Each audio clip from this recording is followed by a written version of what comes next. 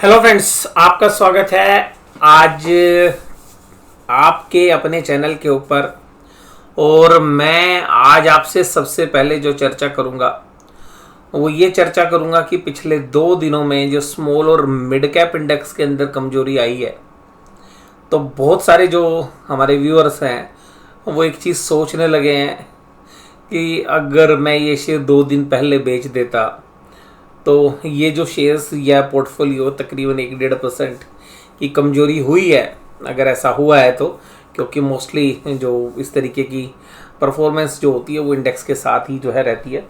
तो जनरली इस तरीके का जब विचार आता है मन में तो ये लगता है कि यार मेरे को तो ऊपर ही बेचना चाहिए था। देखिए, मैं यही कहूँगा जो लॉन्ग टर्म के इन्वेस्टर्स हैं उनको इस तरीके का विचार नहीं रखना चाहिए। हालांकि जो ट्रेडर्स हैं उनको तो अपने स्टॉप लॉस जो है रखने ही चाहिए ज़रूर से ज़रूर, क्योंकि अगर स्टॉप लॉस नहीं रखेंगे तो दिक्कत हो जाएगी। तो यहाँ पर जो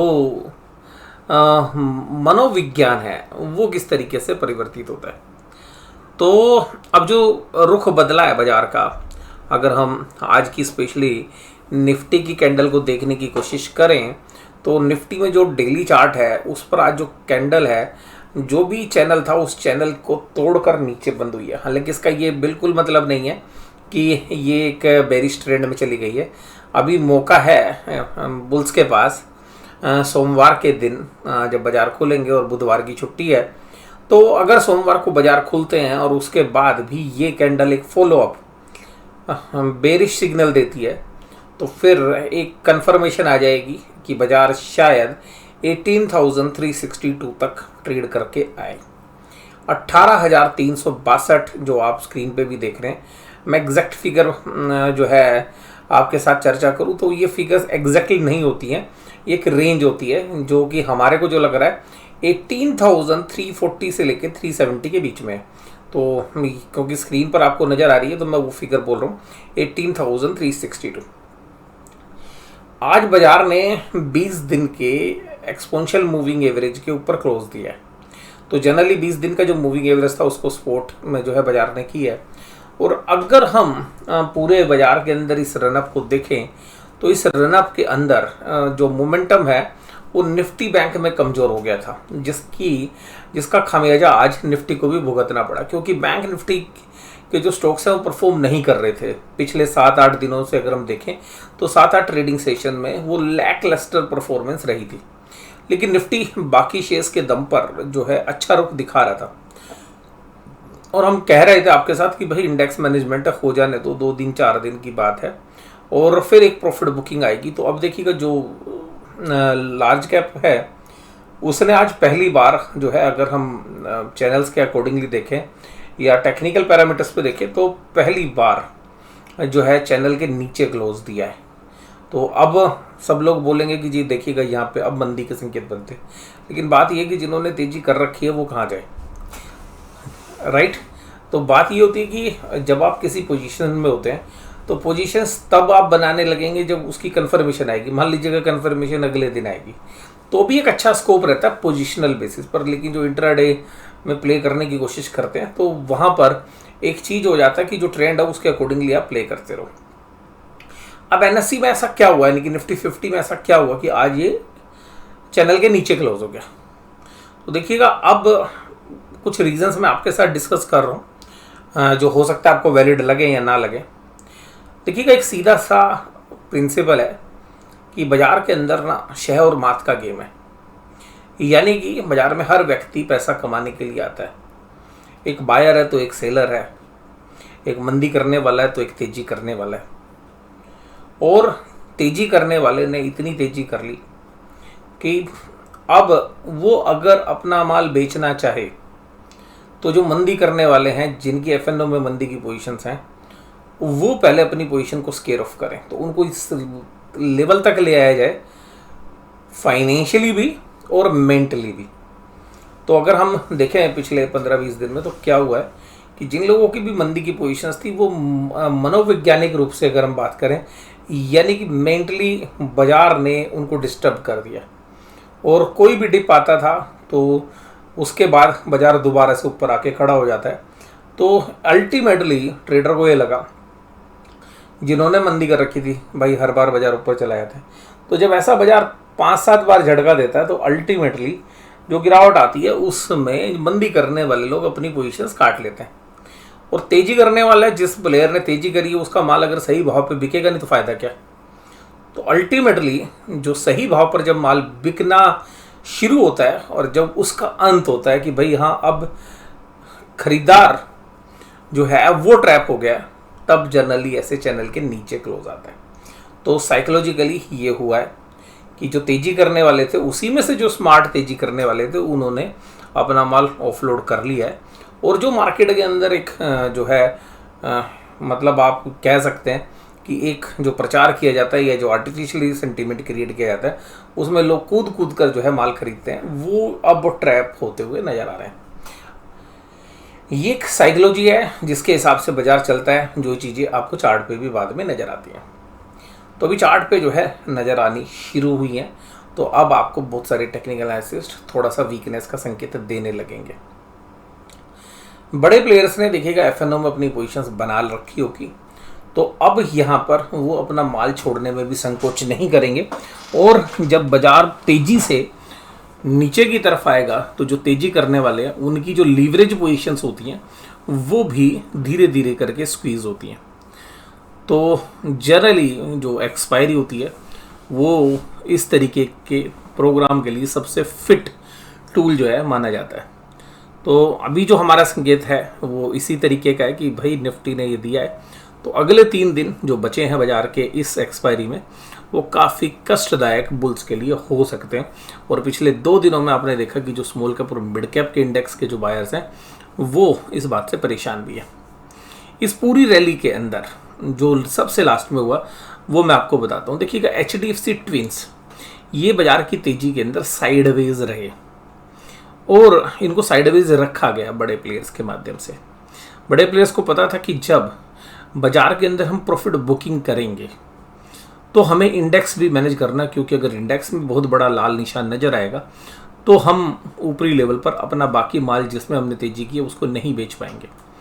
तो अल्टीमेटली उन्होंने HDFC बैंक को और HDFC लिमिटेड को और कुछ और शेयर्स भी हैं उनको साइड में रखा।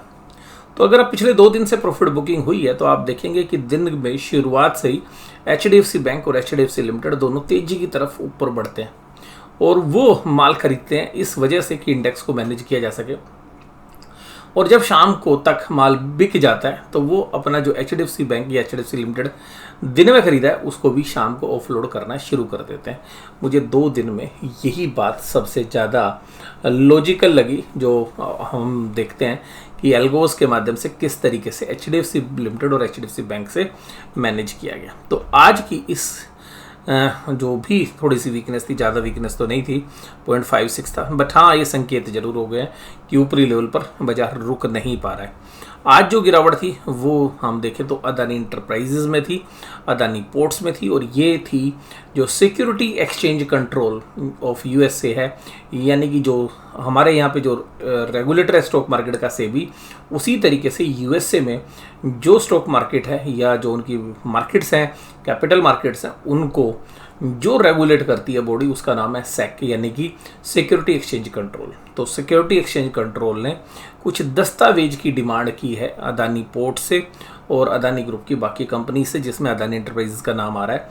तो ये जो जानकारी है ये मार्केट में चल रही थी, जिसकी वजह से आज आपको तकरीबन अदानी एंटरप्राइजेस 6% की कमजोरी के साथ ट्रेड करता हुआ नजर आया, और उसका फुल ऑफ सेल आपको अदानी पोर्ट्स में भी नजर आया। इसके बाद अगर हम बात करें तो रिलायंस, इन्फोसिस और लार्स बाकी शेयर्स थे जिनमें गिरावट थी। वहीं HDFC लिमिटेड फ्लैट था। डॉक्टर रेड्डी इसके अंदर कुछ खबरें थी, और देखिएगा जब रिजल्ट आया था, जब इसकी पिटाई हुई थी, तो मैंने आपको कहा भी था कि भाई डॉक्टर रेड्डीज का रिजल्ट इतने खराब नहीं है जितने बाजार दिखाने की कोशिश कर रहे हैं। वहाँ से 500 रुपये चल चुका है। भारतीय एयरटेल के भी रिजल्ट अच्छे थे, तो वो अब लास्ट में एक डिफेंसिव रूप में जो है काम कर रहे हैं। इंडसइंड बैंक में भी आज एक तेजी थी, और उसके बाद था एशियन पेंट्स।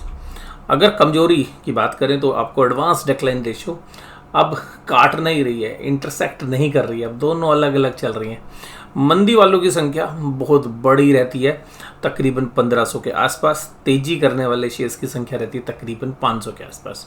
तो वो दायरा दिन भर जो है उसी रेंज में चलता रहता है, और बढ़ने वाले शेयर्स दिन भर में नीचे की तरफ आते रहते हैं और घटने वाले शेयर्सों की संख्या ऊपर बढ़ती रहती है आसमान में। तो ये भी संकेत आपको मैं पिछले 4-5 दिन से भी बता रहा था कि देखिएगा एकदम बाजार नहीं बेचा जाता, बड़े प्लेयर्स हैं, बड़े हिसाब से गेम को सजाते हैं।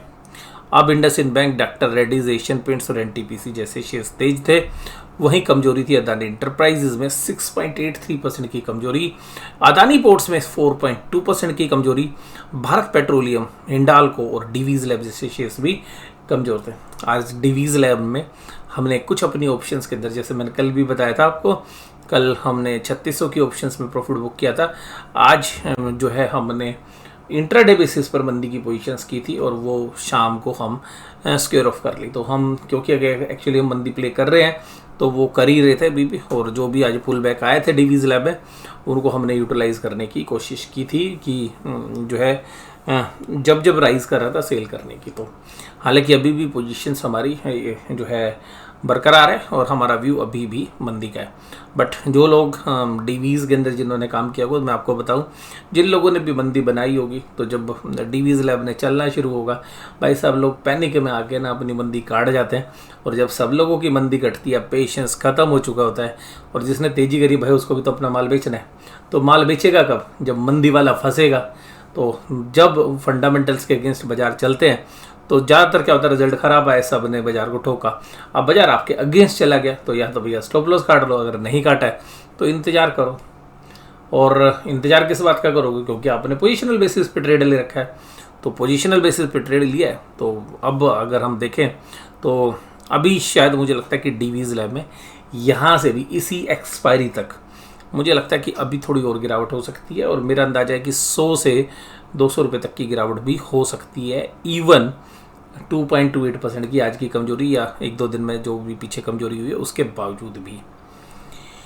और पोजीशनल बेसिस पर मुझे लगता है कि ये शेयर्स जो है अभी भी 3000 के नीचे का ही भाव जो है आने वाले समय में आपको लगेगा, मिल सकता है। और इसमें जो है 52 वीक लो भी जो है इस साल के अंदर ही एक बार तोड़ने की उम्मीद बन सकती है और इस बात की काफ़ी प्रबल संभावना है। कुछ ब्रोकरेज हाउसेज, कोटक महिंद्रा जो है सिक्योरिटीज़ ने वैसे भी नेगेटिव कॉल इस पे जो है जनरेट कर रखी है। तो लेकिन ये मेरा देखिएगा अपना व्यक्तिगत मत है, मैं किसी ब्रोकरेज हाउस से प्रभावित नहीं हूँ क्योंकि मेरी जो चर्चा थी वो आपके साथ पहले फंडामेंटल बेसिस पे थी।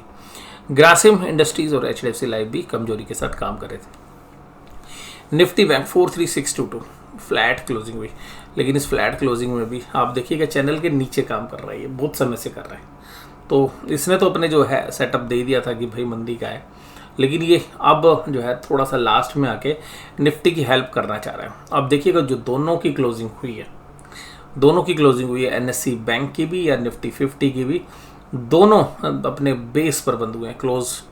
अब ऐसा लग रहा है मुझे कि निफ्टी बैंक भी जो पिछले हफ्ते जो लो लगे थे, यानी कि इसी हफ्ते शुरू में, तो 400 और 340 के आसपास के जो लो लगे थे वो एक अच्छा स्पोर्ट जो है शायद अगले हफ्ते में आप वो दोनों टूटते हुए देखें। और उसके बाद 43,000 और 42,800 के भी दायरे आपको सोमवार को मिल सकते हैं, मेरा अपना व्यक्तिगत मत है। और रीज़न ये है कि जो तेज़ी करने वाले हैं उन्होंने एग्रेसिवली तेज़ी की और अब शायद रिटेलर्स बहुत तेज़ी में है तो उसको शायद माल थमा दिया गया। तो बाज़ार अब थोड़ा सा एक बार, मान लीजिए कि बाज़ार को ऊपर भी जाना है तो भी बाज़ार एक बार नीचे का रुख जरूर करने के लिए आएगा। SBI, axis bank, ICICI bank, Kotak Mahindra और बैंक ऑफ बड़ौदा इस तेज़ी में थे, कमजोरी में थे और तेज़ी थी आज इंडसइंड बैंक और IDFC फर्स्ट बैंक फ्लैट था। इसके साथ साथ अगर हम बात करें आज FIs के डेटा, तो FIs भी नेट सेलर थे और DIs भी नेट सेलर थे। तकरीबन दोनों ने मिलाकर जो है 1000 करोड़ से ऊपर का माल जो है सेल किया है। तो कुल मिलाकर 1000 करोड़ की कैश में सेलिंग थी दोनों बड़े इंस्टीट्यूशंस की। इसके अलावा FIs ने आज इंडेक्स के फ्यूचर्स में भी सेल किया है। सरप्राइज यहाँ से आ रहा है, देखिएगा ये 30,000 करोड़ की बाइंग इंडेक्स ऑप्शंस में हुई है।